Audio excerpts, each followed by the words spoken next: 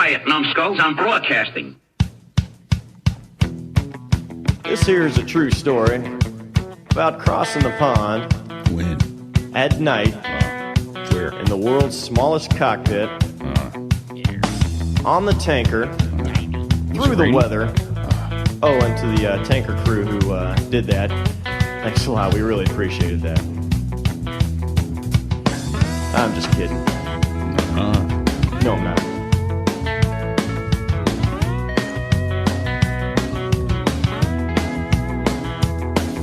Well, there I was, crossing the pond, and you could see that I wasn't exactly fond of all the... Hey, Fig, any day. So there I was, the summer of 1985. I think it was late May, early June, on the edge of the Potomac River at Officer Candidate School. 4:30 in the morning, the lights come on, the trash can goes whipping down the squad bay, and the drill instructor is screaming at the top of his lungs. Everybody get up. Everybody get online. So we fly out of our racks, and we're standing in line at attention down both sides of the squad bay. We're facing each other. I'm looking at the guy right across from me and the drill instructor. He's yelling and screaming and telling everybody how worthless and weak and how unsuccessful we're all going to be as officer candidates and so on and so forth. And all of a sudden, he stops mid-word. He's off to my left. And he was silent for about 5 seconds. And then he says, "What the fuck is that?" Which prompted me to move my eyes just enough to see what he was doing. And this is what I saw. He's standing. Now, bear in mind, this guy is built, the drill instructor, sergeant instructor, was built like a NFL linebacker. Black as the night is black, with the Smokey Bear hat on, and he's standing in front of Officer Candidate Bumba. Well, we were all wearing our issued T-shirts and issued boxer shorts, and the boxer shorts were one size fits all. Mm-hmm. So Bubba, Candidate Bumba, is standing there at attention. His fly on his boxer is wide open, and out of the fly, he's got some morning wood standing there at attention. The drill instructor's like, "What the fuck is that, Bumba?" And Bubba, he didn't know what to say, right? And of course, I sneak a peek, and several other guys sneak a peek, and then we're looking at each other trying not to laugh because you don't want to draw attention to yourself. No, especially when Bumba's got it all. He's handling it for everybody. Holy shit. And I'm just going to stop right there because that's it. And that's how all great pre-aviation tales go. Greetings, everybody. RePete here, coming to you from New Hampshire today. The unusual start to this show is you may have noticed there's no preambles. This is episode 138. We were in the middle of trying to prep a show when our guest for today had some tech difficulties, and we had no way to record before the show was going to be due out. So you're stuck with us, knuckleheads. Damn it. I hate it. Great opening tale there. Sticks is with us. And of course, Bago's here, but he's not. He's invisible and silent because he's having tech difficulties as well. So he may as well have been our guest for today. So There you go. If Bago can join us in the middle of the show, I'm sure he will. But greetings and welcome to episode 138. We'll have a title here at some point in the middle of the show. We'll come up with it. For now, it's Knuckleheads in Space. Yeah. So, greetings, Sticks. Greetings, everybody. So, I know I'm in good old Lee, New Hampshire. RePete, where are you? I'm in New Hampshire. I'm at home today. Woohoo! For a few more days, recovering from some surgery, and I'll leave it at that. No one wants any details on that. Oh, I know, and I don't want to talk about it either because it makes me cringe. And it's just another day at the office for me. Yeah, it's a Tuesday for Sticks. Exactly, for Sticks. So, Oh man. So that's it. Well, I kind of pre-teased one, and this one happened later in my career. I'll start off with this, and I'm sure it'll remind one of you of another story. But for those that don't know, when you're flying for the airlines, more often than not, you walk up to the airplane or in our case, pre-flight in operations, and you meet the person with whom you are flying for the first time. And it may be a 2 or 3 day trip or a 10-day trip, what have you. And over the course of my career, there's probably a half a dozen guys I've flown with on a semi-regular basis, meaning I've flown with them 4 to 6 times in my entire career, and that's it. Other than that, it's a new person every time. So I walk up to the desk one day. I'm a first officer on the DC-10, and I wear Navy wings on my tie. And the captain looks at me. He says, "Oh, Navy or Marines?" I said, "I was in the Marine Corps." He goes, "Oh, I was in the Marine Corps too." And we got busy. We had a lot to do. We were a little bit behind on the paperwork. We got the paperwork done, got out to the airplane. We're finally all set to go. And we're waiting on the tug to push us back. We've got a couple minutes to chat. I said, "So, Joe, what'd you fly in the Marine Corps?" He says, "I didn't fly in the Marine Corps." I said, "Joe, I thought you said you were in the Marine Corps." He says, "Oh, I was in the Marine Corps." He says, "I flew C-130s in the Air Force." I said, "Oh, what'd you do in the Marine Corps?" He says, "Well, it was late 68, 69, and I was at LSU. I was majoring in beer and chasing women. My grade point average fell to the point where I could no longer maintain my deferment. So I got drafted." Oh, yeah. Oh, So Joe goes, "Now I'm worried." So I call my dad, who's best friends with the commanding general of the Louisiana National Guard. He says, "Well, all right, well, we can make this work. How about we get Joe into the Army National Guard?" And he plays in the band, the marching band at LSU, doesn't he? "Yeah, he sure does." "Okay, well, he can come play in the Fort Polk marching band in the Army Guard, and we'll be all set." So a few days later, Joe's down in New Orleans at the Indoc Center, and he's standing there in his skivvies, and there's 40 or 50 of them lined up. And he said, this big Marine gunnery sergeant comes through the door. He goes, "I need 6 volunteers to join the Marine Corps. You. And he's poking him in the chest as he's going down. And he pokes Joe in the chest, and Joe's like, "Army, trombone, marching band. You shut the fuck up, you." So, You got to be shitting me. That really happened? It really happened. And like 3 or 4 days later was the next contact we had with his father, which is where he was standing on the yellow footprints in front of the payphone, reading off the 3x5 card going, "Hello, Father. This is your son. I have safely arrived at Marine Corps Recruit Depot, Parris Island, South Carolina. I am safe and sound, and I will write to you as soon as possible at my first opportunity. Give Mom my love. I love you. Goodbye." Click. Good Lord. He said 93 days later, I was humping an M14 in South Vietnam. Get the fuck out. No shit. And that's how you don't fly in the Marine Corps. So I got 2 takeaways from that. Yeah. All right. So first of all, that was just divine intervention, right? He was not supposed to be a trombone player. No. He would have been a shit. He would have been a shit bird for the rest of his life, right? Right. Okay. Not that there's anything wrong with trombone players at all. It was the way it was going to work out for him. However, that poses a question. To my knowledge, nobody was drafted to serve in the Marine Corps. Correct. Marine Corps never drafted. It was all volunteers. So now I know how you get volunteered. When you're short on volunteers, here's how you make your numbers. Holy shit. That is fantastic. And so then I'm assuming he did his tour, went back to school, and then got into the Air Force. Went into the Air Force and flew C-130s in the Air Force. So did he fly in Vietnam again? No, he was done with Vietnam was done by the time he was flying in the Air Force. Well, that's a hell of a story. Yeah. And then he retired from my company. But a great guy. Enjoyed flying with him. And in fact, I've got another interesting story with him. By the time I flew with him again, it was on the MD-11, and I was a relief pilot, and he showed up in Paris with a brand new pilot brand new first officer in the right seat.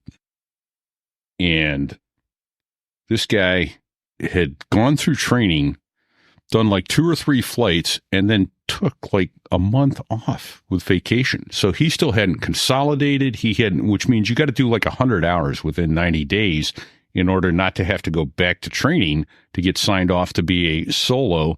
Yeah.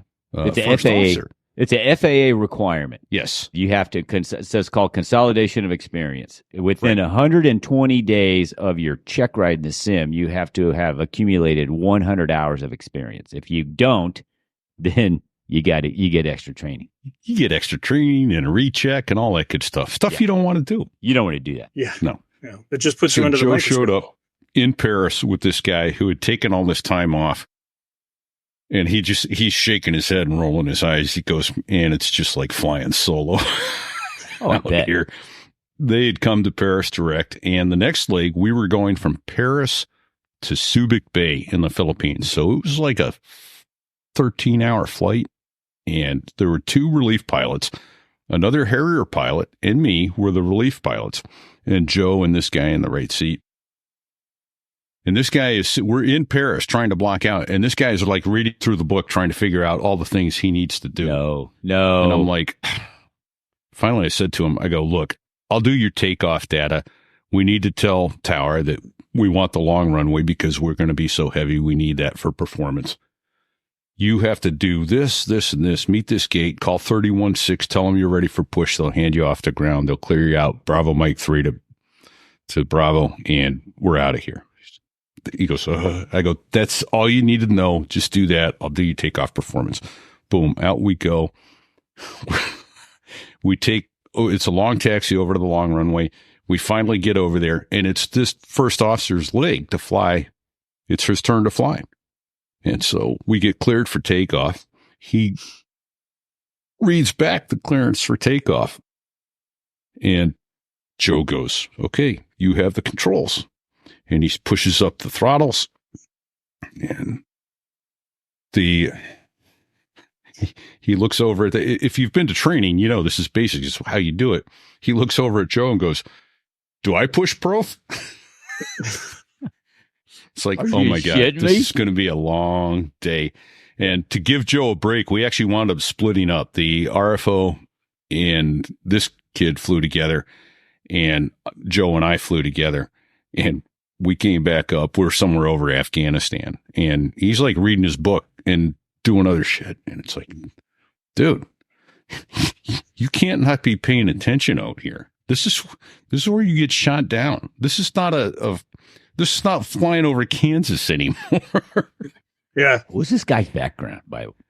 I don't remember. This is easily 20 years ago. Oh shit. So well, never mind yeah, then.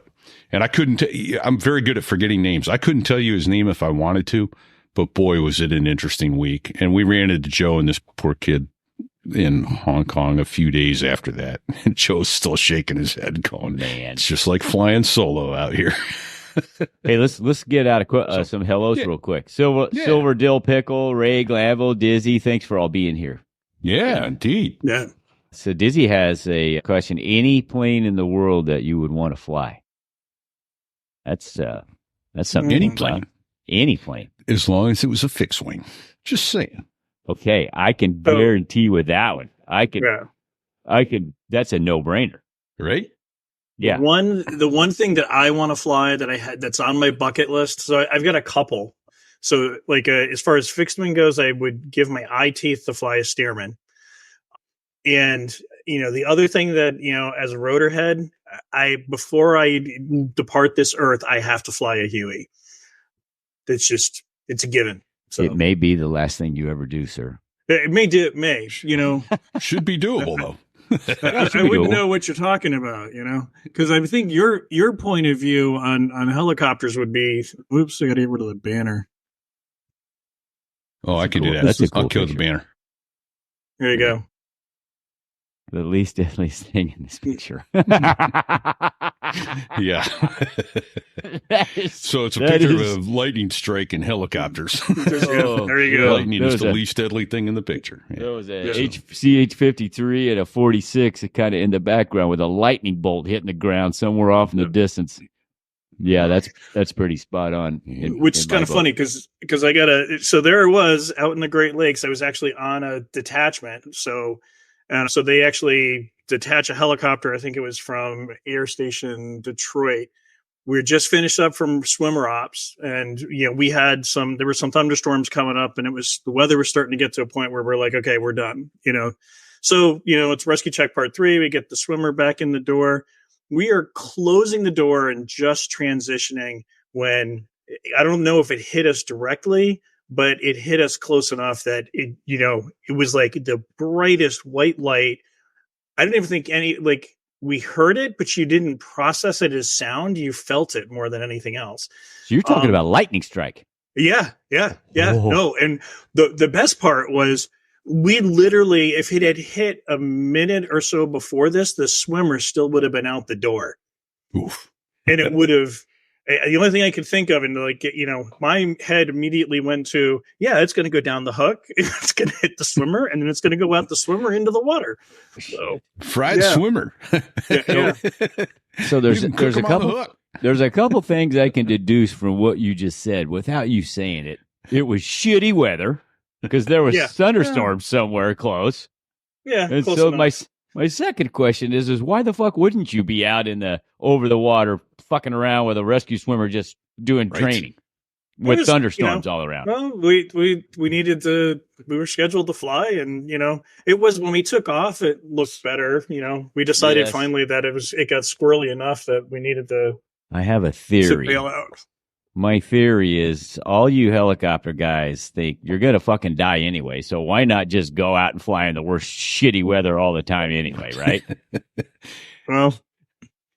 Well, there you go. Yeah, maybe. I don't know. He can't even go. And the thing is like you can always scud run under it, and it's like there's, you can. I've picked my way through some of the shittiest weather ever. Well, Catherine Kaiser talked about that, and she saw whales, Yeah. 200 way to feet see the VFR whales. over the North Atlantic. Yeah. With no land in sight. Yeah. No Yeah. kidding. In a single engine airplane. Man, Terrifying. oh, Yeah. man, No, oh, it's man. when I look back on it now, I sometimes scratch my head and go, what was I thinking? Yeah. I got a real quick one I want to jump in with lightning there then. A lightning strike one night on downwind at about 4,000 feet, getting descended in. It's bad weather everywhere. And of course, there's like 20, 30 mile final with dozens of airplanes being lined up by approach. And all of a sudden, it sounded like someone fired a shotgun in the cockpit. And the bright white light was like, oh my God. And we lost I couldn't hear anything. And then we lost every instrument. It was all black. I was like, Oh, fun Yeah. times. well, then I realized, no, we didn't lose any of the instruments. They were all fine. My night vision was totally shot from the huge bright white, and it was all fading back in. It was good to go. Didn't even knock the autopilot off. We were just flying along, fat, dumb, and happy. It was all good. Yeah. So, but I'll tell you what, it was a shot of piss to the heart. That adrenaline shot was like, whoa. Yeah. Oh, yeah. Like I said, I don't even think my ears processed it as a sound. It was just more something I felt. Well, you at least had a helmet on and some Did you hearing feel- protection. Did you feel heat? I wouldn't say it felt. I don't think I felt heat, but it was like I don't know, maybe a little bit of a flash of a sensation because it must have hit wicked close. Oh, yeah. I don't know if it hit us directly, but it hit us damn close enough. So Finn, Hey, you've seen this, I guarantee. Tell me have you ever seen or tell what it looks like when you start building up the static electricity in an airliner? Oh, yeah. Well, you get St. Elmo's fire going across the windscreen. I'm sure it happens all the time, but you really don't see it unless it's night or it's starting to get dark. And so what that looks like is little miniature lightning bolts dancing across the windscreen in front of your face. And the first time you see it, you're like, is my windscreen arcing? Is the window heat about to short out? Yeah, And is it then- going to fail? Is it going to fail? because I've had that happen before. However, it doesn't look like that, and it looks pretty awesome. And then if you get a lot of St. Elmo's fire, then your radials will start getting staticky, and then it's really exciting when you get the ball lightning discharge off the radome. But Yeah. Boom. that scares the living shit out of you. And you can see these big spikes of blue light sticking out in front of the airplane. Yeah. For a little bit too. But Yeah. I'm going to see while you guys are chatting. I think I can come up with a picture of St. Elmo's fire. I've taken a few shots of it over the years. So. Hey, oh yes, there it is. That's awesome. Is that one of your pictures? Oh, no, no. I pulled it up. Okay, yeah, that's it, buddy. I mean, yeah, it dances. It dances across the front of the windscreen. And Yeah. the first time you see it, it looks like Armageddon. And you're like, am I going through a wormhole? Am I going to pop out, at 1822 or? It looks like one of those plasma balls, like if you've ever seen it, where you take like a glass sphere with a anode in the middle, and you put your fingers on it. It looks a lot like that. But anyways, that's crazy. I haven't seen it in an aircraft. I've seen it on the foremast of one of the ships that I was on when I was at the academy and out at sea. But hey, real quick before we get too far away. RePete, you kind of alluded to, when we go flying now, generally we'll show up and fly with somebody we've never flown with before. Right. And so I jotted down a little memory jogger here. Can you kind of explain to our non-aviator and our airline type operators that may be listening or who will listen to this podcast, how important, first of all, how do you overcome that challenge, of just walking up with a complete stranger, you guys get in the cockpit and everybody knows what the hell is supposed to happen. It's a thing called SOP, right? Yeah. Well, as you know, it's a lot easier when you're a captain because the sooner they figure out how to read your mind, the better along you get. Just saying. And then there's that. But but if the captain is hey, I do everything SOP except this, everything. Yeah. Yeah.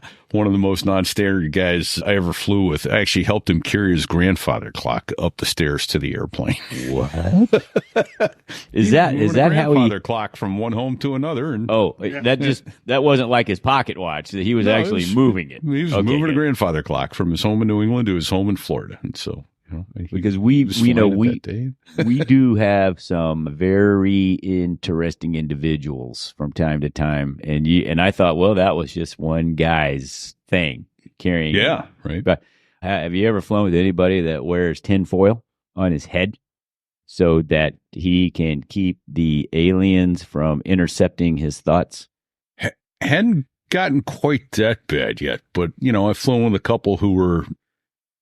If your name is in all capital letters on your driver's license, you don't have to pay taxes. Okay. That's awesome. Go with that. There was a guy at the airline that I worked for who, he's long since retired. However, the nickname they called him behind his back was the Mummy because he was a wide body captain. And when he got to cruise, he would wrap himself from head to toe, leaving a little slit for his eyes in white gauze. And he said he was protecting himself from cosmic radiation. And so everybody that flew with him just called him the Mummy because he would sit there all wrapped up in gauze for his eye slits. Wow. Now, because we don't have passengers, we especially long haul, a lot of us, I personally fly in medical scrubs because they're super comfortable. A lot of people throw on, what do you call them? Sweats? Jogging suits, sweats, so others wear pajamas and all that sort of stuff. One guy used to fly all the time. They called him Captain Pajamas because he wore his pajamas. He waited until after level off to put them on. But most of us go up about an hour before descent and put on our uniforms again. So we block in, everything looks normal, and no one can tell that we've been slothing around in our pajamas all day.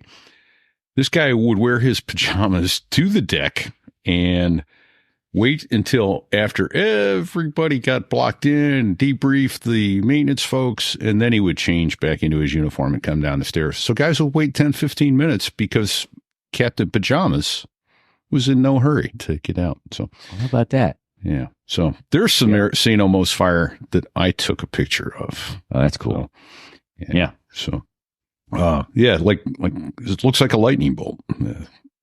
So folks are going to have to go enjoy this on Rumble and Facebook and that sort of thing. Oh, I want to go back to let's get back to that question though. Any airplane you want to fly? Fig. Well, I always wanted to fly the F4, and it wasn't available anymore when it came time to pick airplanes. There was a one VMFP3, which is photo reconnaissance F4 squadron. It was the last one in the Marine Corps, and I put that down as my first choice. In the senior Marine there in Meridian said, "Sorry, I called. They're not taking any more."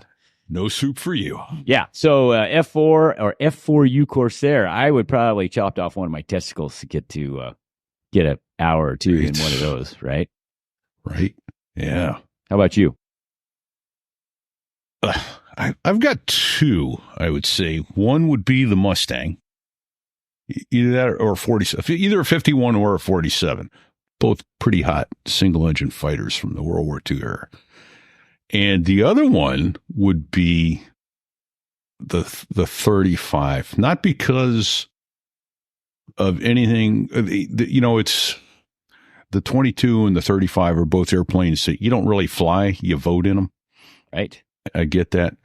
But I would love to see what the 35 gives you as far as battlefield intelligence overall. Yeah. Situational awareness. Yeah. All the sensors, being able to see right through the bottom of the plane. Type thing. Yeah, exactly. But I got to say, I feel blessed to be able to fly one airplane that I certainly would have had on my list had I not flown it. Is the Harrier. I mean, what a great stick and rudder airplane. It took some serious aviation skills to fly that thing. And, oh, God, what a blast it was. It was fantastic. It was fantastic. As long as you weren't scared of it, it was fantastic.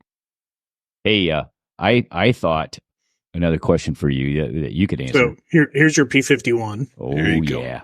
That's pretty. And then here's your Corsair. Oh, buddy. Look at that. Look at that thing. Yeah. A man's airplane. That was Pappy Boyington's airplane, right? Oh, yeah. Yep.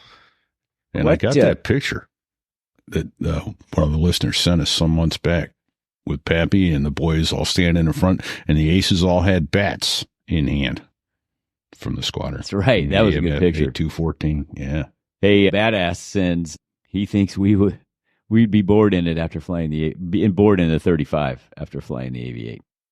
I think so. Bored flying in that sense. Yeah, in the sense of stick and rudder skills. Probably not a lot of physical satisfaction of flying it, but I get your point. Yeah. Hey, what's the biggest difference that you notice between military aviation, military flying, and airline flying? RePete. Ooh. A couple of them come to mind. First of all is the amount of brief and debrief. You spend a lot more time talking about what you're going to do and how you're going to do it in military aviation. And I think you spend a lot more time on what you did and what you could improve and what you did well and what worked and what didn't work in military aviation than we do in commercial aviation. But I think that's partly a function of each mission was so much different in tactical aviation than in commercial aviation. Those are so similar. Commercial aviation is, as they say, 99% boredom, 1% sheer terror. And boredom is a good thing, right? So, yeah. My biggest difference is, in the military, if the weather was shit, we were like, nah, we're done. We're not even taking off. We're gonna call it good right here. At the in the airline world, well, you're going. You may not make it there, but you're going because you're on a schedule. Exactly. Yeah. We have a saying at my company that is, if you think you're not going because of weather, you haven't read the flight ops manual far enough to find the waiver that allows you to go. Yeah. Yeah. So.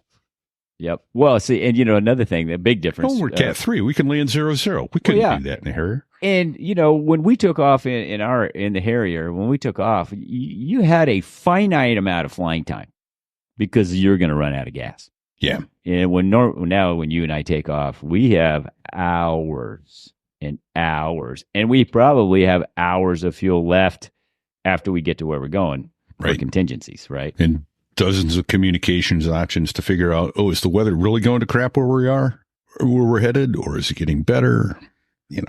And we can make adjustments as needed from there. So, all right, I got another question for you, RePete. All right, and then I'll give it to Sticks.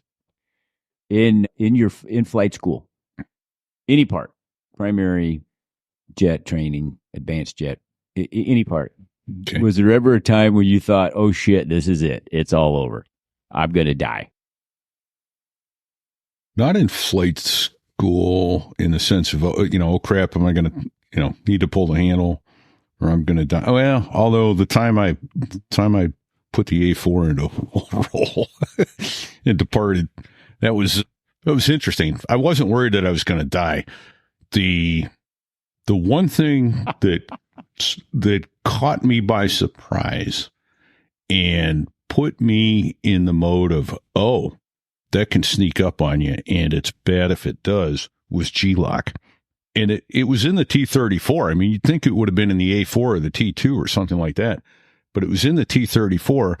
I didn't expect it. The instructor brought the airplane in for the break and snapped it. I think that thing had a 4G limit. He brought it right to 4Gs, and I wasn't ready, wasn't expecting it. And the next thing I know, I'm kind of in this dreamy fugue state.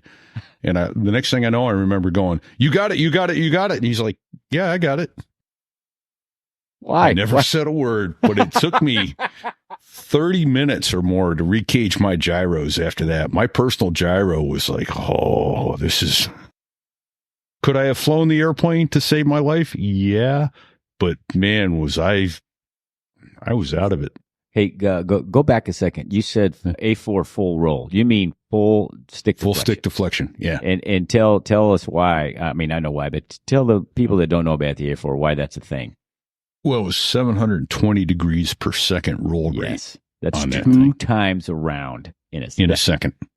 Yes. Yeah. And so doing about, I was 3.25, 350, 18,000 feet. Went, I'm going to do this thing. Here it goes. And there was, correct me if I'm wrong, but I think there was a restriction in not more than one roll. Yes. If you went max stick deflection, you could only roll at 360 degrees. Right. Because of why? Tell us why. Because you do what I did.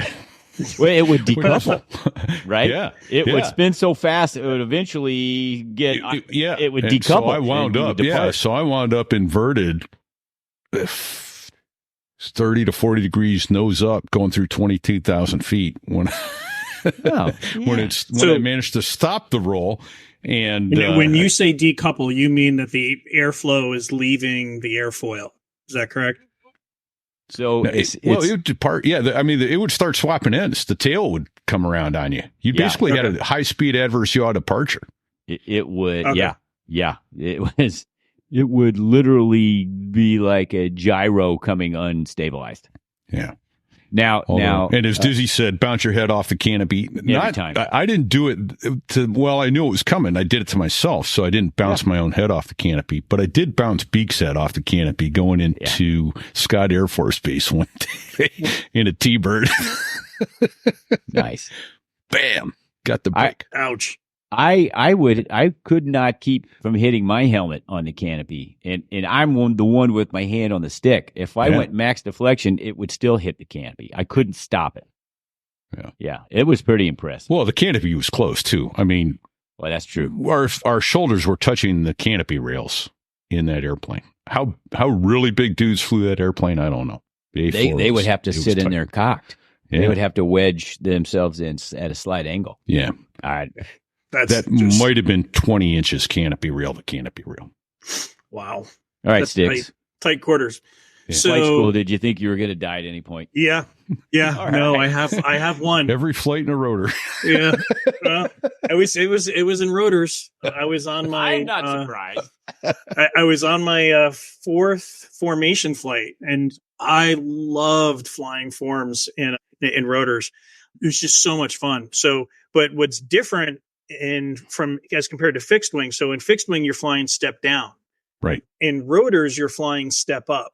And the reason being is you've got all of that downwash coming out of the helicopter.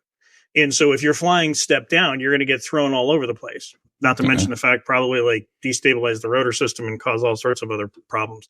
But I'm cruising along and I'm on, left wing, echelon up, and we're cruising along kind of about 500 feet. We're flying our course, and I've got my instructor to my left. I'm in the right seat. And, we're kind of like, we're getting into it. We're kind of like banking and, janking and having to actually, and the instructor's like all about, like, he says like, this is awesome. You're doing great. It's like, it was cool. And next thing you know, I'm so fixated on watching lead that I'm not watching what's going on. I'm seeing periphery, and it comes by in a flash. But my instructor all of a sudden screams out like, holy, and he comes, I have the controls. And all of a sudden this goes flying by our canopy. Oh. And what actually happened, and I saw it come in the periphery. It came in underneath, and it sort of was coming towards lead.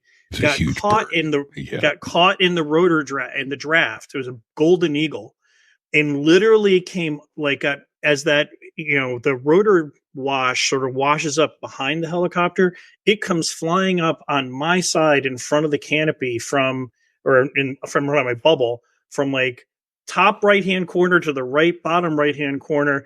And could not have been more than like 3 inches from the windscreen. And my instructor like grabs the controls, brakes left, and he's just like the whole way, he's like, holy shit. Next thing you know, he's like, we're down on the ground. He's like, we're on the ground. He's like, you have the controls. He gets out of the helicopter and kind of walks over to the side. He's like, I can see him sort of hyperventilating, proceeds to puke, then gets back into the helicopter, looks at me and goes, oh my God. It's like, all right, we're done. You got an above. We're good. Like, yeah. Your formation complete. He's like, and you're flying back. And I don't think he got into a helicopter for a week. Because he probably, I was so fixated on flying on lead that it was over in a flash. I think he saw this coming, and how it did not hit. He was afraid it was, once it got past our main rotor, he thought it was going to hit the tail rotor. So yeah, oh. So yeah, and it was huge. I do remember it being just huge. It went by in a flash, but yeah, that was my closest call in flight school. So I got a quick question about doing rendezvous in rotary wing then. So you flying step up, do you not overrun? Cross under? You cross over? I guess. You would do an overrun. Instead of an underrun, if you couldn't, if you couldn't form up, but the thing is again. Well, you want to go to the outside of the turn anyway, or don't you? Do you ever fly more than section? Do you ever fly a division of? So no, actually you want to be on the inside. So you always want to be on the inside of the turn. You're power deficient in a helicopter, and lead has to be really, really cautious about that, because if lead is sort of really overly aggressive at going, like, you really want to give about almost a 5-10 knots up for -2 or 3 or 4. Okay. And so in the Coast Guard, I think we did what was it? I think it was a parade flyby. We actually had 3. So we did, an echelon, right wing and a left wing. But when you're lead, you're really being very cautious to give about 10 knots or, about 10 knots of airspeed advantage to, -2, -3. Okay. And if you're got somebody on the other side, you don't want to do an overrun in that case. But more often than not, it's usually 2 ship. And, if you're going to, you're going to be using angles. And, the bottom line is you want to be on the inside of the angle because that gives you the power advantage as you're coming in to form up. So.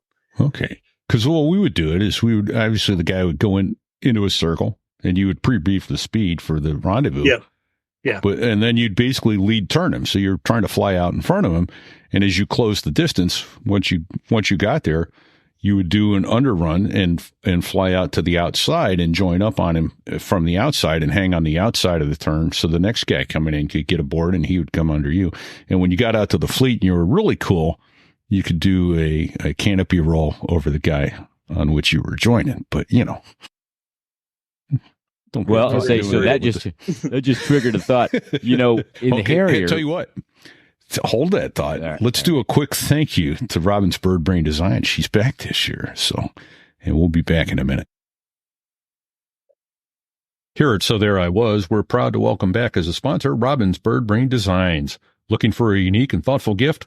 Well, look no further. At robinsbirdbraindesigns.com, they specialize in custom slate coasters that are sure to impress. Imagine having a set of coasters personalized with your squadron logo and call sign, or even your aircraft tail number and instruments. Whether it's for your aviation enthusiast friends or a special someone in your life, their custom coasters are the perfect way to show that you've put some thought into getting that something special for someone truly special. But it doesn't stop there. They can also create coasters with any organization logo and printing that you desire. From military units or sports teams, they've got you covered. Their high-quality coasters are made from durable slate, ensuring they'll stand the test of time. So why settle for ordinary gifts when you can give something extraordinary? Visit robinsbirdbraindesigns.com today and let them help you create custom gifts that show just how much you care. Because when it comes to thoughtful presents, they've got your back. So there you go. Robin's Bird Brain Designs. Christmas is coming. Get that customized gift for someone you love. Take care of them. So, canopy roll. What'd you do, Fig? Oh, no. So, if you recall, in the Harrier, we had a little extra tool at our disposal to kill the closure on a rendezvous. So what I'm talking about is, ladies and gentlemen, is you could carry an insane amount of overtake closure, hundreds on of your knots, lead, hundreds of knots of closure, and when you just couldn't take it anymore, you could pull the nozzle lever out and use that vectored thrust to almost come to a complete stop on your lead, and you could do these eye-watering join ups. Well, flash forward, I go back to be an instructor in the A4, and muscle memory, right? You see what's coming. I already know what's coming, and I never even flew the Harrier. I had to get checked out in the A4 again in a couple flights, and one of them was a formation flight. So I got a Marine F-18 guy in the backseat who's my instructor, and we're going out to join up and do some formation flying in the A4 to sign me off as being current or whatever. And so he's not saying a word because I have a feeling he's seen this stupid Marine trick before. But as usual, I'm carrying 250 knots of closure because in my mind, I'm going to let go of the throttle, grab the nozzle lever, and I'm going to zip right into position. So when I couldn't take it anymore, I let go of the throttle and I reached for the nozzle lever and I shit because it wasn't gone? There. It was gone. No nozzle lever? And I'm like, and I literally had 250 knots of closure on the lead. And so I said, shit. Because immediately, as soon as I let go and the nozzle lever wasn't there, it hit me, you dumbass. You are not in the same airplane. And so I underran and ended up about a half a mile up out in front on the other side of the lead. And of course, they all got a good laugh. Yeah, they all got a good laugh because stupid Marine trick, dumb Harrier pilot type thing. But yeah, so there you go. Beautiful. That's awesome. We had a kid when I was teaching in Harriers. He really had good hands, but he was overconfident. And those thing is, he went out the door. We would have the safety meeting and talk about everybody's strengths and weaknesses and where they were going and all that. And the universal feeling on this guy was he had really good hands. The problem was he knew it and he was sure of himself. And That's not a good dangerous. place to be with 150 hours in a Harrier. That could be dangerous, right? And sure enough, he wanted doing something similar on the join up, but tried to compensate for it, not with nozzles, but with stick and rudder. Wound up departing the airplane. The accelerometer showed over 15 Gs. Instantaneous on the airplane. And we thought, well, that airplane's going to be on a stick in front of a general's office building somewhere. Right. And, they ran an inspection on that thing, and a testament to the Kevlar wing on that thing. It didn't bend or break anything. Did it rub the that motor? Kept flying. It rubbed the fan or the compressor? Yeah, it did screw up the engine, but after an engine change, that airframe kept flying for years. Wow. So, yeah. But, it was kind of like when it happened, and it happened within a month of him leaving the rag. It was like, yeah, well, there was no surprise there that something like that was going to happen. Thank God he didn't kill himself or someone else. And right. Go. That was one of the main rules that we learned in flying the Harrier is when you put your hand on that nozzle lever to move it, you better have a plan. Yeah. Right? Because if you're just grabbing it to grab it and move it, bad shit's going to happen, right? So the death equation, momentum overtake drag. What's that term? Momentum. Shit, I can't think of the right term. But basically, if you were going to use that nozzle in forward flight, you better be coordinated. In other words, you better not have that. The slip or skid never. Ball better not be out, because if it is, you're going for a ride. Oh yeah.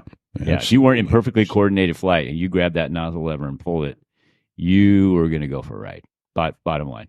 Yeah. And then what was the other rule in Harriers? If you move something and you didn't like what happened, put it back. Put it back. Put it back. Yeah. So Control yeah. Z. Undo.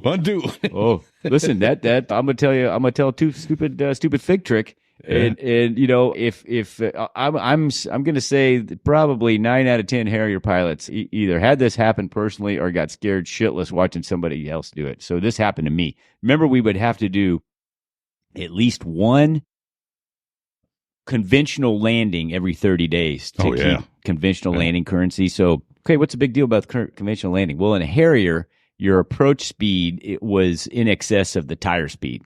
So you literally had to hold it off a little bit to get to touch down below tire speed, which I think was like 185 or 90 knots, right? Yeah. 195 knots or something. The reason we're going so fast is because with the nozzles aft, it was a no-flap approach because the flaps programmed down as the nozzles did. So you were doing a no-flap landing. Well, here's the catch. Remember I said the flaps and the ailerons would program down as you moved the nozzles. So one of the things you had to remember when you were going to do the conventional landing was you had to lock the flaps up. I think that was called cruise position or something, right? Oh, yeah. Because it was cruise auto, flaps, yep. Yeah. auto and cruise. Was the two and stall. You had 3 flap settings, as I recall: cruise, auto, and stall. So you left them in. You set them in cruise, which meant they wouldn't move like past 5 degrees, no matter what. Right. And if you didn't, then this is what happens, and it happened to me. So you touch down at right about 180 knots, 185 knots, and you are smoking down the runway. The airplane still wants to fly, but it's on the ground now, and the outriggers aren't touching because there's still a lot of lift on the wing. So you just got the nose gear and the main gear. So you apply brakes and they laugh at you because it's 100% anti-skid and they're like, nope, fuck you. You're going too fast. I'm not even going to apply pressure yet. So you got to get down below 100 knots. So you got to lose about 80 knots. So the way we would do that is we would take the nozzles, braking stop, and go all the way to braking stop, which was 98.5 degrees. So you're getting 8.5 degrees of reverse thrust. If you forgot to put those flaps in cruise, guess what happens when you grab that nozzle lever and throw it in a braking stop? The flaps and the ailerons programmed full down. Yeah. And at 180 knots, you get airborne again, and not airborne in a nice way. You get airborne with the nose pointing down. It looks like a Yui taking off. Yeah. And if you survive, you never forget Right. to lock those flaps up. And I obviously survived. Yeah, I got airborne again with the nose pointing down at the runway. And so, the old adage, if you move something and something bad happens, put it back. Yeah. So I eased the nozzles back out, threw the power up, and went around. And then when I got back, I had to go clean my boxers out, and then made a note to self, Right. don't do fucking that. dumbass, don't ever For some forget. reason, guys that are Harrier current could answer one way or the other. For some reason, I thought it had to be auto because you came in such that your flaps are going to be at about 25 and you didn't want them more than 25, which was what you would get with auto flaps. But anyway, and the reason I remember this was you never did that with stall flaps. You had to make sure you weren't in stall flaps for a conventional landing. And I was getting my FAM instructor checkout in the T-Bird with Pee Wee Herman in the back seat. And Boy, and I'm coming around and I've got it and I'm thinking everything's looking good. And at about 10 feet, he goes, all right, go around. And okay, go around. He goes, you fucking with me? Like, no, sir. do that on purpose? Are you sure? He goes, I thought you were fucking with me because, you've been doing fine up to now. And I go, okay, what is it? He goes, look at your flap switch. And I looked down and it's in stall. I was getting ready to do a conventional landing with stall flaps. It's like, oh, yeah. Yeah, And that's what I did.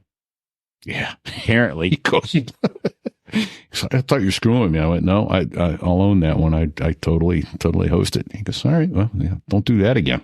I won't. So Fibs.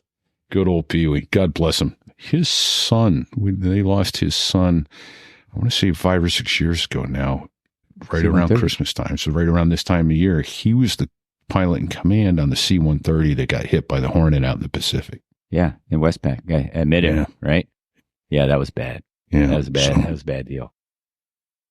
Oh, so prayers to the Herman family this time of year. We're thinking about you and we're grateful to all who served and sacrificed for this country. Bagos, this technology is still kicking his ass. He's still trying to come back in. Hey, I got I thought of a story. I thought I was going to die story in flight school. If you want to hear it. Oh, there you Yeah. go. So it was in the latter stages of advanced jet training in the TA4. It was one of those, like you had one of the last formation flights you did is you went out with us 3 solos being led around by an instructor pilot, right? Yep. And you went out and you did, rendezvous and rejoins, and then you did a little, not full acrobatic kind of formation flying, but you would do some really high bank Chandelles and stuff like that. and stuff like that. Yeah. Okay. So the I don't remember this guy's name, but he was an Air Navy reservist, and he flew for FedEx was his real job. And his call sign was Bubba, and it made sense that his call sign was Bubba because he talked like this, and he was just like Right on. So in the brief with the 3 of us, the 3 solos, he says, "Now listen, man, if everything's going real good, what we'll do is at the end there, we'll just do a little tail chase, and so we'll just have everybody go about 1,000 feet in trail." And then you just kind of follow me around for a minute, and we'll just do that for a little bit. It'll be fun. Right? So I'm -4 in this formation. And I guess everything went good because he says, okay, everybody take trail. And it's like, this is something that we've never done. Right? So this is, threat number 1. We're doing shit we've never done before. Okay, Repeat's got a question. Yes, sir. What could possibly go wrong? What? Right? So Because at least you didn't brief it. No, it was completely unbriefed. He just said, yeah, we'll go. Everybody take trail. We didn't know what the fuck that was. He's 1,000 feet. Okay, I get that. Everybody gets 1,000 feet, nose to tail. How do you gauge 1,000 feet? Shit, I don't know. Well, Right. and by the way, of course, this is the end of formation, and we're leading into tactical formation flying, and then later on you get into the BFM and the basic fighter maneuvers, where you're actually maneuvering really. So what happened was old Bubba, he gets us all in trail, and I'm dash 4. So if everybody's 1,000 feet, 4,000 feet, so I'm 3/4 of a mile behind the lead. And here we go. We start maneuvering. Well, I don't really understand the fact that I need to be in lag pursuit, but I'm really in lead pursuit on Bubba. And so at one point he's getting pretty aggressive. And so -2 and -3 are also kind of doing lead pursuit on Bubba, which means we are getting closer. Every time he makes a turn, we're turning a little inside him. And so we're all starting to get closer and closer together and then closer to lead. So at one point, he's not going straight up, but he's going pretty at a high angle. And then he rolls and starts to come back towards the horizon. At that point, I realize we are all going to crash together. I can see 2 and 3. They're in one spot in my windscreen on different sides, and they're getting bigger and not moving, and Bubba is getting bigger and not moving, and I can see it all coming to and I'm thinking, holy shit, we're all gonna hit in about 5 seconds. And I was doing everything I could think to do with the stick to make the closure stop, and it wouldn't. I was pushing it forward. I was, and at one point I started putting in a bunch of rudder, and the airplanes kept getting bigger and bigger in the windscreen. So as a survival technique, I thought, well, I don't want to hit them with my head. So I rolled 180 degrees so I'd hit them with the belly, and then I clinched up and closed my eyes, and I thought, this is going to hurt. This may be it. And a couple seconds goes by, and there's no impact. There's nothing. And then I opened my eyes. There's not an airplane in sight. And I rolled 180 degrees. I looked. There's not an airplane in sight. As a matter of fact, I couldn't see anyway. Oh.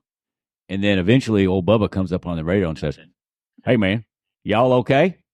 I don't know where y'all went, but hey, why don't y'all just recover by yourself let's all recover single ship back to the base." And so we all went back. And we got in the debriefing room with Bubba, and I'm thinking, oh shit, here it goes. He's going to let us have it because we all back killed him and killed each other. And the debrief was about 15 seconds long. "Hey man, I thought y'all did real good. I'm giving y'all a couple of bubs and have a great day." And he walked out. We looked at each other like, what the fuck just happened? Wow. Not only did we not talk about what happened, we don't know what happened. We didn't understand why it happened, but we just know it was bad. Right. Doesn't sound good. No, that's terrifying. Yeah. And I thought for sure that was it, man. I thought, I'm done. I was never going to wake up from me closing my eyes waiting for impact. Right? Yeah. And now here you are, an airline guy, working your way towards retirement. Let's talk about that for a minute and thank our sponsor there. So there I was, cruising along, flight level 350, thinking my retirement plan was on autopilot. But then I realized planning for retirement isn't a set and forget situation. That's when I learned about HSI Well Strategies. HSI, that stands for Horizontal Situation Indicator. Like the gauge in our cockpit, it tells us exactly where to go. It's a little compass rose type thing. It's a map. Well, HSI Wealth Strategies does the same thing for your retirement, helping you stay on course to reach your financial goals. Here's the best part. These folks are pilots. They're former military aviators who still fly. They know the unique challenges pilots face with high-income careers, complex airline retirements, and the risks of conventional financial advice. They specialize in strategies to maximize your savings during your career and minimize taxes when it's time to start spending. Because taxes and inflation are like headwinds working against your progress. And HSI is saving their clients $1 million to $1.5 million on average just by optimizing retirement strategies. That's serious money you don't want to leave on the table. If you're looking for expert advice from someone who truly understands the cockpit and the challenges of planning for retirement as a pilot, check out HSI Wealth Strategies. Call Robbie Walling today at 214-538-7030 or email him at robert.walling@novembermike.com. That's robert.walling@nmnovembermike.com. Because when it comes to your financial future, you only get one approach. Make it count with HSI Wealth Strategies. Well played, sir. Nice live read. Thank you very much. And I see Sticks. I hope you've got your A&P rating as you're performing maintenance on your on your cockpit chair there. Yeah, there you go. He got some WD-40 on that spring. Yeah. So, one thing that we haven't really talked about, so one topic that's come up I don't want to talk numerous about that. times, I don't see that. and it's something we haven't defined, is the shit hot carrier brake. Oh. So we've talked about the carrier brake. I actually pulled this up. It's not the greatest of images, but you get the general gist. So, I think we need to explain what the shit hot is. Well, that's when you do it at the fantail instead of the bow. Yeah. Right. So it's a much tighter, it's a much tighter pattern. So That's a you're very not tight expanding pattern. it the downward. Yeah. And, but you have to then arrive at final on airspeed, on glide slope, and on course. Yeah. And that's the challenge. One of my favorite stories on this whole series of shows is Nasty talking about coming from the F-14 to do it, and then he comes in the Hornet and does it, and the Hornet basically just swapped ends, and he found himself over the fantail. Over the face. Crap. Now what? Yeah. This airplane has too much nose authority. Now I really look stupid. And you know what they say about naval aviation? It's better to look good and die than live and look stupid. Every time. So, yeah. So, I don't know. Correct me where I'm wrong. 600 feet, 650 knots is ideal. Hit the fantail, hard turn, 90-degree angle bank left, throttle to idle, boards out. You're bleeding off as much speed as you possibly can. As soon as you hit your gear speed, throw your gear into the breeze, get your flaps down, and hopefully you wind up about half to 3/4 of a mile abeam the fantail, headed the opposite direction of the ship, and 600 feet. And then you lose 600 feet in that 180-degree turn as you chase the carrier around it's an oval pattern. We do not square our patterns like civilians. Yeah. So That's it. Yeah, you're hoping to finish that 180-degree turn in the perfect window, so you roll out with the meatball. That's the white. Yeah. That's the white light in between the green datums that are on either side of the light. Yeah. On airspeed, on angle of attack. Yeah, lined up on airspeed angle of attack. Yeah. If you can do that every time. Right. That's how you do it. It's how it's done. That's how it's done. I mean, come on. What's so hard about that?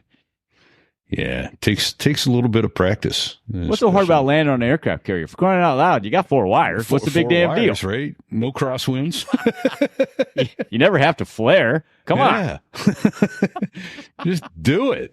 Hey, there's the Frenzel lens right there. Yeah. So I got my first down in the training command on what would have been my last flight, which was to the boat. But they let me do all my traps, but they said, no, you were spotting the deck. And the reason was I couldn't see a damn thing by the time I was graduating flight school. My vision had gone to 20/25, maybe 20/30 in my right eye because I have an astigmatism, which I didn't have when I first went active duty. But my eyes were getting worse and worse slowly. And a good friend of mine was and here's the thing, when I was going to finish before my next birthday, which meant I would have needed another flight physical, which I didn't think I could pass the eye test on. And good friend of mine that I went through flight school with is a relatively famous naval aviator who passed when Columbia broke up on reentry, Dave Brown. Dave and I went to Beeville together. And I told him what was going on. He goes, go down to Lens Crafters, get yourself some glasses and put the damn things on and you'll be fine. And sure enough, so the next time we went to the boat, I had perfect vision and great grades at the boat. But I'm like, well, yeah, but I got another flight physical to get through. He goes, well, I keep my medical stuff current by practicing 2 days a week at the base clinic. He says, so come in on Tuesday and I'll give you your flight physical. He goes, we're not going to waste you by pitching you out the door now after you've done all this millions of dollars worth of flight training because you don't see quite as good as you used to when you started. Okay. So I remember going in, there's this young female corpsman. He's like, yeah, take good care of him. I'm like, all right. So I'm doing the eye test. And I'm like, C, D. No, that's an O. A little bit like an O, sir. I'm an O. Right. Yeah. 2020, sir. And that's how I got through my last flight physical in naval flight training. So thanks to Dave Brown. God Thanks, bless Dave him. Brown. Yeah. Godspeed, my friend. Indeed. So sorry, my dog keeps flapping her ears. I think she wants to get airborne. So how about it, Sticks? You wear glasses. Were you wearing glasses in flight school? No. Nope. That is actually a very new occurrence for me, starting about actually pretty much early beginning of this year, and my eyesight is taking a dump. Near vision. Just reading. I was reading late 40s. Yeah. Well, I'm early 50s. Well, yeah. Hey, you had a good run, bro. I had a good run. Yeah, that kind of just came to an end. But I was like 20/10, 20/5, both eyes. Which actually what that means is that I can see at 20 feet what most people can see at 5 feet. And that's effectively what that 20/5, 20/10 would mean. So I had uber pilot vision my entire life until this year where it's reading. Went to go for my last pilot physical, and on the reading exam, it was like I muddled through it, and my flight surgeon said, "You got by just barely, but just barely." So here I am. Yeah, that's just no fun to go to that annual. I have mine Monday, and it's always the near vision. I can usually pass, although late in the day I got to have cheaters, especially if it's low light. I can't see shit up close. Oh yeah. And if I've been on my phone or reading the Kindle, I really lose my ability to. Yeah. For me, it's the computers. Working in the clinic, 100% of my work is on a computer, and so. All right. Well, speaking of clinic, give us your funniest medical story, preferably not involving anal or genitalia, but No. but that being said, So that's what's funny. so the thing is should I No. refrain from? Yes, you should not talk about the guy with the I'm not going to perpetual talk hard about on. genitalia. Okay. But I was gonna talk about. So there are so many stories there's so many funny ones. I'm just trying to think of one that's not total gallows humor, but the ones that are gallows humor are sometimes pretty funny. But so I don't know if I told this one. So we had a gentleman who came in. He was when I was working in the emergency room. He was in cardiac arrest, and you were doing CPR on him. He didn't make it, but before he got there, I raced down the hall and grabbed a body bag to have the body bag in place, because we knew the guy was like 89. He probably wasn't going to make it. So put the body bag in place, then you put another fitted sheet over it, so it doesn't look like you already have the body bag ready. But what I didn't realize at the time was that the hospital had two different size body bags. There's the standard size, and then there was the extra large size. And so this guy is like all of like 90 pounds soaking wet. And so I finally, we end up calling the code. The family sees him. Now I got to go package him up. And I come back down the hall, and one of the other nurses looks at me and is like, "Well, I got good news and I got bad news for you." And I'm like, "Okay, what?" And he goes, "Good news is he fits." He goes, "The bad news is you need to find 3 more bodies to stuff in there before we can send him to the morgue." I walk into the room. They fluffed up they took one of the air tubes and put it inside the body bag with him and inflated the body bag to its full dimension. It looked like a 500-pound marshmallow. Oh. I think I walked into the room and I'm just like, oh my God. Like it was, again, gallows humor, but that's one. So, it's the thing that I debated. We could get Lawman on here, and he and I could go opposite each other back and forth he could probably come up with some highway patrol stories, and I'm going to have a few ER stories. Right. I mean, his highway patrol stories were as funny as any of his airplane stories. Yeah. Especially him taking down the Indian guy with it, if we had, who brought out a club. If we wanted you to chase him down, we'd have bought you a pair of running shoes. Yeah. Yeah. No, yeah. If we'd have wanted you to run from a suspect instead of shoot him, we'd have issued you running shoes instead of a Running shoes. 357. Right. Yeah. I love that one. Yes, sir. So, yeah. No kidding. Oh, man. Oh, I got a good one though. So there's a guy, we have this young student from one of the local colleges who had passed out and he's in the emergency room. It had been a very rough night. The ER, the UNA students had given us a very difficult night with a lot of drunken students. So this one kid wakes up after being passed out, and our doc was in there as well, who was passed out. Is this the one you told me the other day? Yeah, he was just exhausted. And so this kid wakes up, he sort of opens his eyes and he's looking around the room trying to figure out where he's at. And he's like, ugh.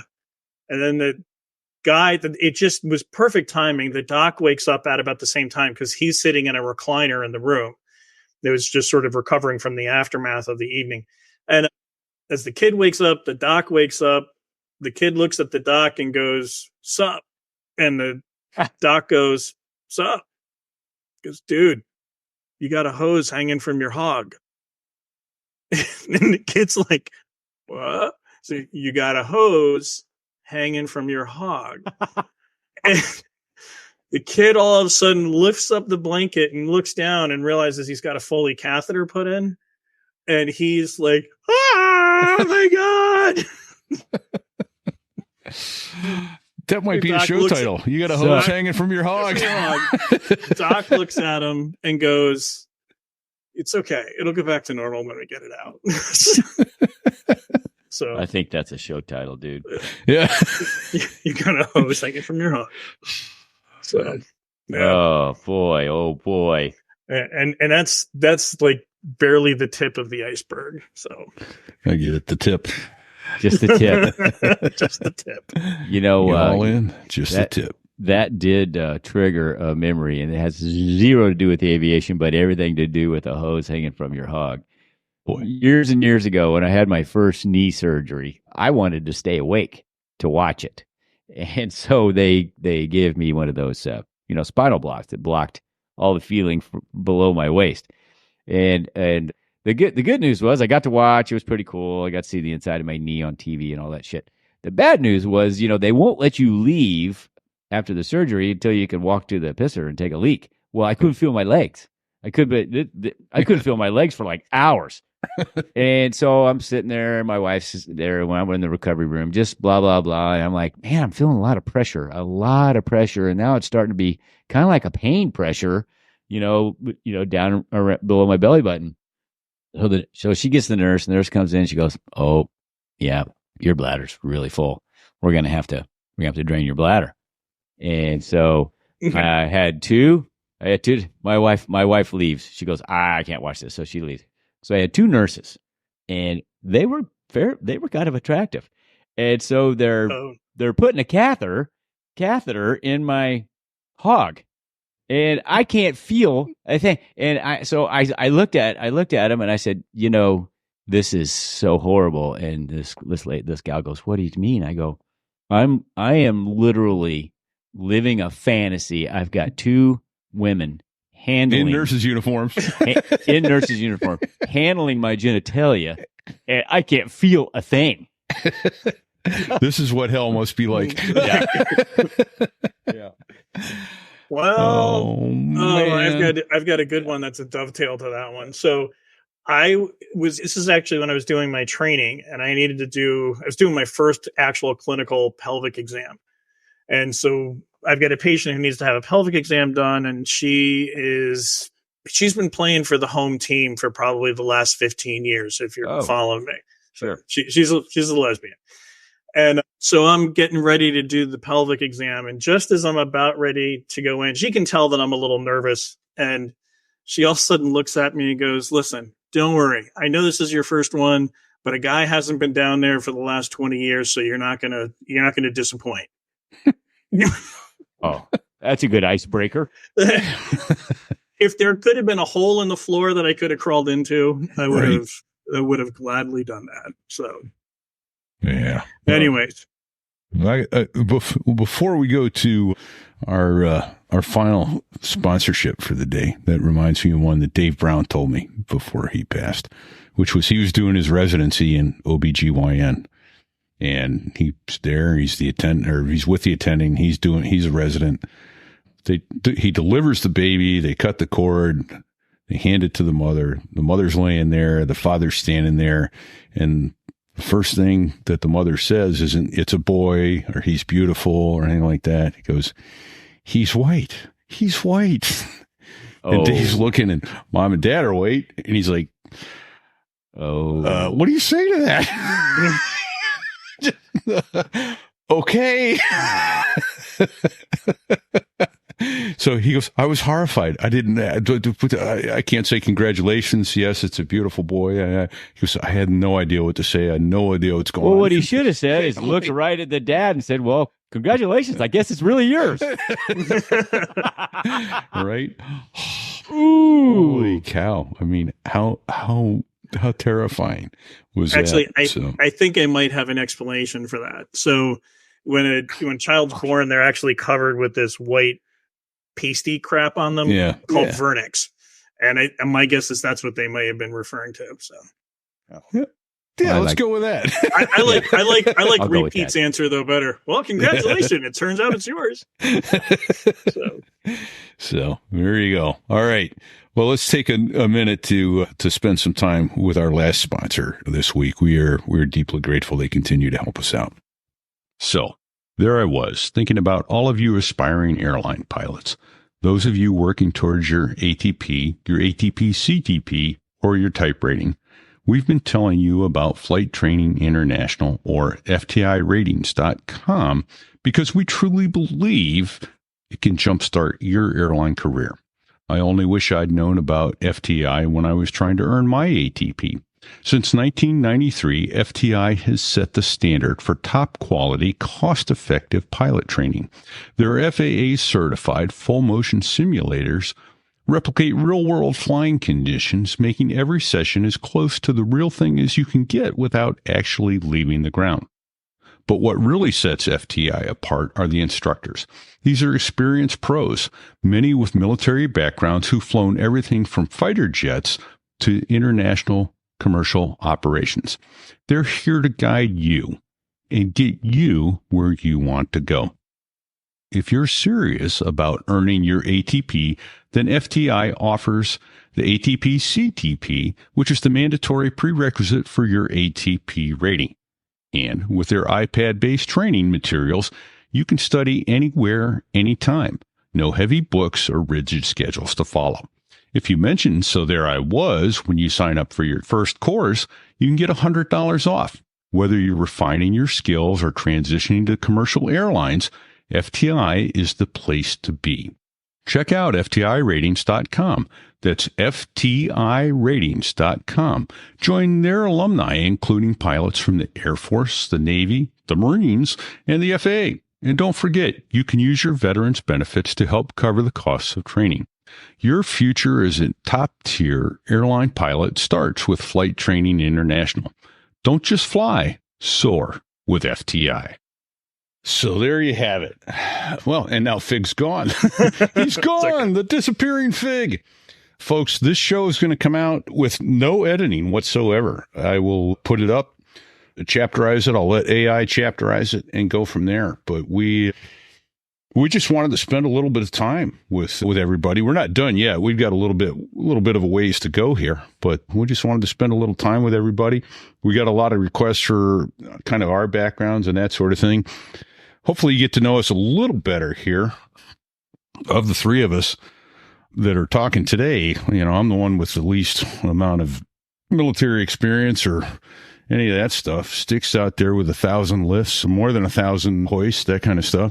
Fig with some combat time in Afghanistan, and me, I wanted to go. They wouldn't let me. I got to watch it all on CNN because that's all there was in those days. But oh well. But still proud to serve with you guys, and even more proud to have the fun to get to do this and meet all the great people we've met. So, which is the other thing you asked a question earlier, Fig. what's the biggest difference between military and civilian aviation is the highly trained, not that civilian aviation isn't particularly commercial, aren't highly trained professionals, but the highly trained, highly dedicated professionals whom you would follow into battle in a heartbeat without batting an eye. Right. That's the difference that military aviation brings. That was a huge factor. And, I've never gotten to work with people like that on a regular basis again, day in, day out. And so that was cool. So. Yeah. The caliber of the Coast Guardsmen that I worked with was just second to none. They were fantastic individuals, very dedicated to their job and the mission, and can't say enough positive about them. Right. You owe us one rescue swimmer. I'm working on it. Actually, I've got a lead on them. Again, I've actually been in contact with them, so okay. I get down for a time. So because that looks like it's the other terrifying. big difference that I think is it's also employment of the platform. So we all train on a platform, and we train on a platform that's employed in some sort of an operational mission, one sort of another. Whether it's putting weapons on target or delivering supplies into challenging landing zones, or pulling people out of the water. So that's a fact. Yeah. I mean, the only thing scarier than flying in a rotary machine is jumping out in the middle of the ocean at night in high purpose. On purpose, out of a rotary wing machine. Hey, and that reminds me, right before our podcast, Sticks and I were talking about that link you sent us to all those crazy aviation videos, feats. And so I saw the one, looked like this dude was sitting in the back of a rubber raiding craft going down, at pretty high speed, and the helicopter 40 knots, yeah. Yeah, and then plucks him out. Yeah, that was pretty sweet. Yeah, I'll post the link to those series of videos. The other thing that I saw in that link of series of videos was the helicopter landing to relatively small boat moving all over the place. And, that boat was pitching and rolling. Yeah, and so the smallest ship that I landed to was a 210-foot cutter, and that's this. And so the rotor diameter is about 70 room feet in front of that rotor on the 65, and coming into this boat at night, I guarantee you're sucking the seat up through your why rectal. Night? Why rectal cavity? That sounds horrible. It was the scary, hands down the scariest thing. But that is, this vessel right here is the smallest NATOPS landing platform of any of the naval seagoing vessels. So I have the distinction of having landed. I've got about 30 or 40 landings on that. Well, from here, that looks which like cutter is that? That's a 210-foot Coast Guard cutter. It's what is referred to as the Reliance class. But that wasn't the Reliant. That may have been the Reliance. I'm looking at it. I have to look it up, see which hull number was 622. But I think that's cap from the Reliant. I spoke on board there once years ago. True Coast Guard fashion. So it was a 210-foot Coast Guard cutter that was supposed to be a 260-foot Coast Guard cutter, but because they ran out of money, they cut a 50-foot section out, welded them together, and then became a 210. What? Yep. Government efficiency, baby. Yeah. Hey, Disney wants to put that picture back up. Disney wants to know what's on the stern. Because it looked like there's something after the landing pad there. So there is. That is actually. Is that a porta potty? Is that the bales of coke? It looks like a porta potty. Marijuana? Probably, I think that's I think that is a porta potty. Why? Holy shit! I made it bigger. If it's not a porta potty, that helicopter take off, blow me into the sea. Oh my gosh! Normally, there's nothing. There's a bollard back there. The only thing is if that vessel, if they had been down doing like ops in the Caribbean or doing the Haitian interdictions when they were coming over, that was probably there for that purpose. But, I got to imagine you got to have that strapped down because if you're coming in the helicopter, you're going to blow that shitter everywhere. Right? And I don't want to be sitting in it when it goes. Yeah. That's something straight out of Jackass. No shit. That might have been the chief of the boat's private. Lube. There you go. There you go. Nobody can use it except me. The chief said. So, Oh man, and those That's are the awesome. guys that run the boat, the chiefs, Well, you ain't shit. right? I'm going to go with that. That's his own shitter. yeah, okay, we'll go with it. Yeah, it was a pretty picture. But my takeaway from that picture is that from where I was sitting looking at that looked like there was plenty of room to put a helicopter Yeah, down. right. But if you zoom in on that, you can see that from the tip of the rotor blade to where you start hitting large chunky things in front of the helicopter, there's not that much room. that looks like 10 or 12 feet, maybe. So then you factor in maybe a little pitch and roll going on, and this is daytime. I'd shit my Right. pants. And then Knucklehead here says he did it at night. That just sounds like a really bad idea. Yeah. So what's the deal? Someone come out. There's a hook system on that too to hook it down. Okay. And So with this, I remember this one's that, different. This yeah. one's different. What's actually, if I move off to the side, no, it's not fitted on that one. Yeah. So there's a talon.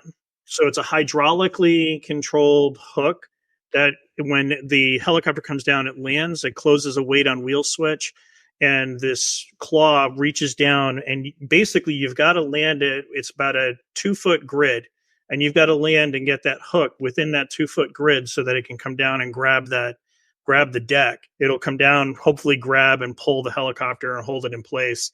What's while it the grabbing line- a hold of? Hey, what's it grabbing a hold So of? there's a grid. There's like a hole. There's like a hole in the deck with a well that's cut and a steel grid that's like a honeycomb. Okay. And this talon hook literally comes down, grabs onto that grid, and will pull the helicopter down. The Aussies and some of the other people have a system where there's a hook, a cable that comes down, and that's actually a RAST system, and it'll pull them down to the deck when they're pitching. So slightly different, but it's the pitch and roll limits are pretty narrow, and if you're landing at night, you're gonna sweat. Why is that normal? Is that a normal operation to land on a little bitty deck like that at night, or would that be, hey, there's somebody sick on here, we gotta pull them off? Or Well, we trained for it, so yeah, no, we would do it. When I went and did my initial heliquals, that's where I went. I was on a 210. So yeah, no, it was routine ops. We would kind of do it pinky time, and we try to do it like in good weather with little pitch. Hey, define pinky time for. So pinky time. So if you you're with your pinkies out, so you he doesn't mean pinky time like this. yeah, delicately. I'm pretty sure it's where you're past official sunset, but you're able to log nighttime, but you still have a little bit of a discernible horizon. So okay, that's an excellent. As predicted, Sticks has a really good answer because he's got a big fucking head. Right. it actually would also be referred to as what's called nautical twilight. Ah, there you go. We would get our night currency during nautical twilight because it wasn't as scary, and it still counted. It still counted as nighttime. Yeah, it was field grade nighttime. So just saying.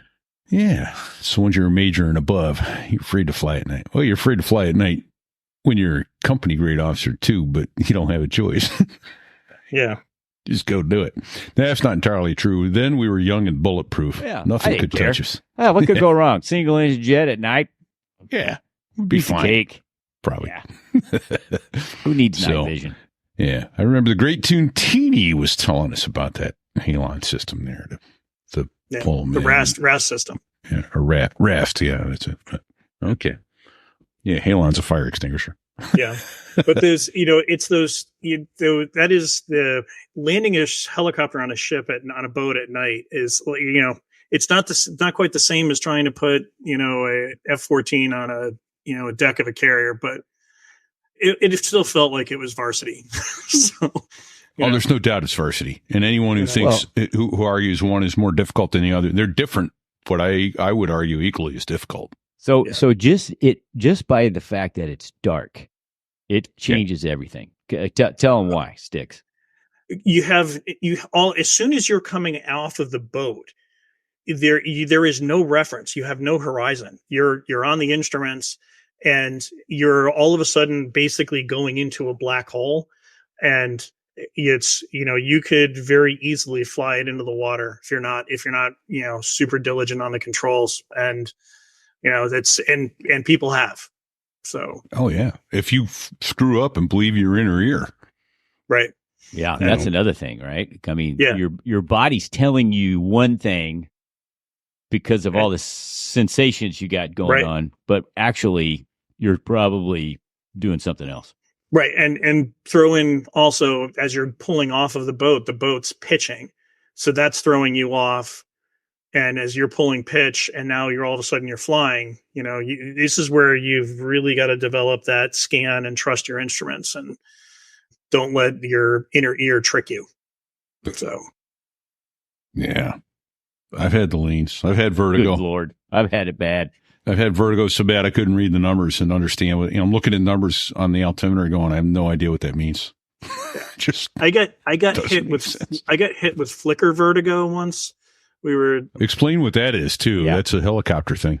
So with the strobe lights and all the other lights, and then you have the rotor disc overhead, as that reflects off of that as it flashes, it is actually going to cause you to start to feel like either you're leaning or twisting or turning, and it will screw you up in about 10 seconds. It's horrible. It is horrible. So that's why you can't fly helicopters with epilepsy, right? Probably not. That strobe effect screws your brain up. Not recommended. Yeah. So, all right. Well, we're probably as close to a good point as ending as any. There's a couple of things we need to get out of the way as by way of admin. Listen up soon, first of all, for a hangout. We're going to do a Zoom hangout where you can all get in. We can all chat and have a good talk. And we'll get the link out up on the website where you can go find it, and we'll announce the time. But sometime between now and Christmas, we'll get together, the four of us, and anybody who's here and listening and wants to join in, come say hello. Come have a libation with us and tell us a funny aviation story. Yeah, absolutely.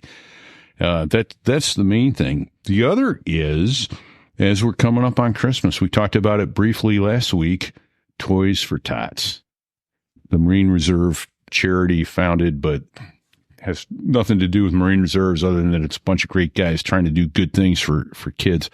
No kid should wake up on Christmas morning without something from Santa. That's right. And Toys for Tots tries to make sure that happens, that the kids are taken care of at that point in time. So I think we should get some thank yous out of the way. First and foremost to Dave Hamilton. Dave over at backbeatmedia.com. Thank you so much for all your technical know-how, your support, your patronage, and everything you've done for us over the years. He's thrown a lot of things at us to help keep our costs down.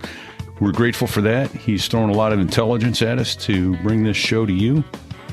Couldn't have done it without you. So thank you, Dave. Yeah, listen to his shows, the Mac Geek Gab, the Gig Gab, and the Business Brain. Any other thank yous? Sticks and Bago, you guys are always here. I see Bago's still here. I believe he's listening. He's trying. He just can't. He's blind and mute, but not deaf today. So, Bago, thanks for all you do for us. Yeah, we miss you today, grateful. Bago. And thank you, Sticks, for all you do in the background. Indeed. So, and he says he loves the hangout idea. He'll run off somewhere with reliable internet so he can actually join us for the hangout. All right. So there we go. Let's see what else we need to thank. We need to thank our sponsors. The sponsors. Right. Thank you. There we go. HSI Wealth Strategies. Robbie FTI. Walling. Oh, sorry. Finish. Robbie Walling. Yeah. Robbie Walling over there at FTI. November Mike. Robbie Walling at nm.com. Let him get you on track to a solid retirement so that you can taxi in without having to burn extra fuel in retirement. I like that analogy. That's good. Yeah. And then FTI ratings. Those guys, they've been with us for quite a while now. I think we might even consider talking about them if we didn't get money from them to talk about them. Because I'll tell you what, if you're looking for a way to get your ATP and a type rating and break into commercial flying, Man, there's just no better way to do it, is there? No, that's a way to do it. No. Can't imagine. Especially if trying to you're a do it. veteran and you can use your GI Right. benefits because you're eligible to use that. Yeah. Well, we don't sell fur bikinis on sotherewas.us/merch, but we do sell bikinis. So, get that special lady in your life, your girlfriend, your wife. Oh, hell, buy two, one for each of them. Yeah. For Christmas. Yes. Because and if not there, it's awesome. yeah. Right. And if not a bikini, hey, look, we got mugs, we got beer glasses, we got shot glasses, we got towels, we got anything. Go look at our sotherewas.us/merch and find some cool stuff. Hey, you know what else we could use? Some ratings. How would you give us a rating, Fig? So there I was. .us/rate. Do it. And you know 5 what? stars. Yeah, if you can't give us a 5-star rating, tell us what we could do to make it 5 stars, because we're trainable, for crying out loud. Bingo. Right? Exactly. Yeah. We are trainable. And if you insist on giving a 3-star rating or a 2-star rating, might I suggest another show? Just don't do it to us. Yeah. Just kidding. Seriously, we want honest feedback. And if you've got good feedback, if you've got bad feedback, we want to hear it. And we'll do what we can to improve the show and make it, because it's about you. It's just for the audience. This isn't for us. Yeah. We really thank our Patreons, too. Absolutely.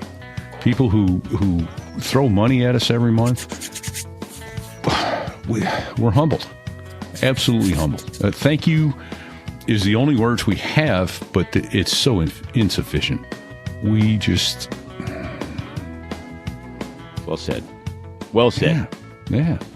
So thanks to the folks listening with us today. I saw Badass, Dizzy's there, Ray Glanville, where'd he go? Drill from the Permian Basin with Silver Drill Pickle.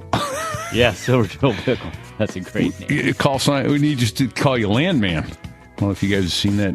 Yeah, I Landman's watched the first good. couple Some Billy episodes. Bob Thornton. It's a good show. Billy Bob. And so thank you, all of you who join us live here. And only a couple more people I can think to thank. There they are. That'd be the Dos Gringos. Both of them. The dose of them. Yeah, the 2 F-16 guys that make the Air Force sound good. And they were a great interview, and they have outstanding music. Not a bad song. 4 albums, not a bad song. Yep, go get them. Spotify, Amazon Music, Apple Music. They're all there. Go get them. All right, folks. Until next week. Well, maybe the next 2 shows after this might be best of shows because it's the holidays, but you'll know with the preamble. So look for it. And definitely we will announce the hangout so you'll know when to come hang out with us on a Zoom call. Until then. Thanks, Sticks. For our audio listeners only, he flashed up a picture of a helicopter and it said, what did it say? Fighter pilots Helicopter pilots. Oh, because fighter pilots need heroes too. Yes. That's a fact. They all look cold, wet, tired, and happy on the end of my hoist hook. Yes, they do. Thank you, sir. Happy on the end of your hook. Oh boy. Yeah. We're out. Don't sit on the collective. Don't do it. Well, there I was, crossing the pond, and you could see that I wasn't exactly fond of all the shit I was wearing on that day. Now an F-16 is cramped enough, but it's even worse with all that stuff supposed to save your life. But we knew there was no way. 'Cause when you're going down the North Atlantic, man, it's over. It's what? He said it's over. Okay, I didn't ask for your life story. Okay. We're out.